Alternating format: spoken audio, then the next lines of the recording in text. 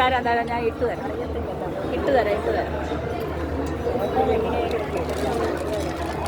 Phone താഴത്തേക്ക് ഇടുന്നുണ്ട് കേട്ടോ.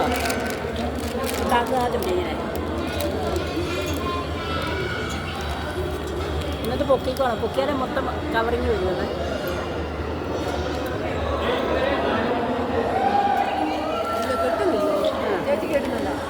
ഇത് മുരുടേശ്വര ക്ഷേത്രത്തിലെ നമ്മുടെ കടലിൻ്റെ വിഗ്രഹമാണ് കാണുന്നത്.